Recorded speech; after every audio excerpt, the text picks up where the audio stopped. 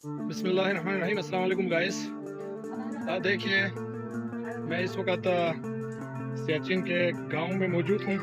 यहाँ पे लोग माल मवेशी पालते हैं घरों में, और जब मौसम थोड़ा सा खुशगवार होता है तो इस तरह के घरों में रखते हैं, पत्थर आगे पीछे दीवारें बना के। और ये देखिए, ये हमारे दो बंदे जो है अब जो है ये चीज़ देख रहे हैं कि गाय जो है हामिला है या नहीं है। तो दुनिया में बड़ी बड़ी मशीनों से चेक करते हैं, लेकिन हमारे देहात में देखिए माहिर आके इस तरह देखते हैं। ये देखो, इनको लगा है कि ये गाय हामिला है, और जो है ये जो है गाय के पेट के उस साइड पे जहाँ बिछड़ा जो है अपना सर मारते हैं और थोड़ा सा सर हिलाते हैं, तो शायद ऊपर से पता चलता है कि ये गाय हामिला है। तो देखिए हमारे यहाँ गाय पालने का रिवाज है। इस गाय को हाफ जर्सी गाय कहते हैं। ये दोनों, ये बल्ती भी नहीं है, ये फुल जर्सी भी नहीं है, दोनों हाफ जर्सी 50% जर्सी कहलाते हैं।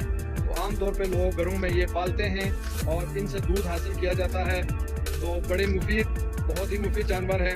इस वक्त ये हमारे दो माहिरीन जो है इस गाय के हामिला होने या ना होने के बारे में चेक कर रहे हैं। देखो हमारे देहात में इस तरह चेक किया जाता है कि ये गाय हमला है या नहीं है।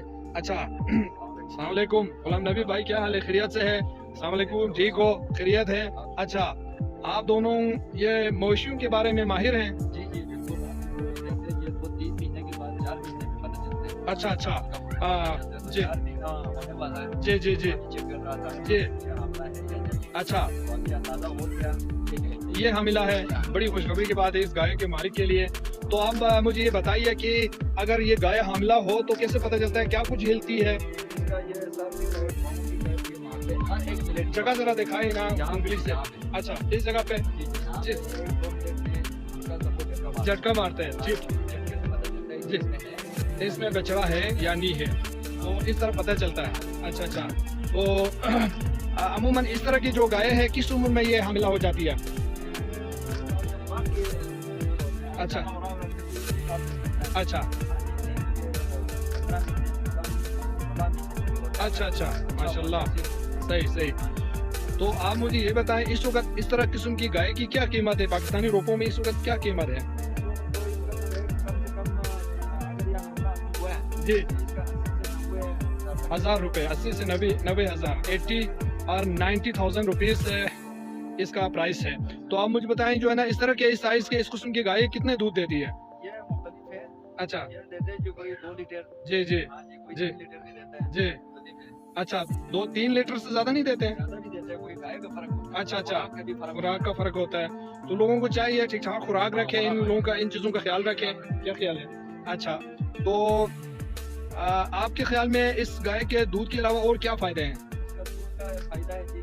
जी। इसका बछड़े का फायदा है। बछड़े का फ़ायदा है। हाँ, तो इसका आपको दूध कितना मिलता होगा? जी जी जी 50 साल खाता है, आपको पता है। जी जी जी आप कोई फल नहीं खरीदते। जी जी जी आप वहाँ लस्सी भी बना सकते जी हैं। जी आप जी ये भी खा सकते हैं, आप मक्खन भी कर सकते हैं। जी। इसका फायदा है, इसको अपने पालना है। चाहिए, इसके बड़े फ़ायदे हैं। बहुत सारे। सही सही। अच्छा, हमने शेर के देहातों में देखा है कि इसका गोबर जो है जलाने के काम आता है, ईंधन के तौर पे। यहाँ पे भी काम आता है। तो इसका भी गोबर जो है ईंधन के तौर काम आता है, बड़ी मुफीद चीज़ है। तो यहाँ पे तकरीबन 99% लोगों के घरों में, पहाड़ी इलाकों के लोगों में के घरों में 2-3 इस तरह की गाय मौजूद होती हैं। तो इनसे फ़ायदा हासिल करते हैं।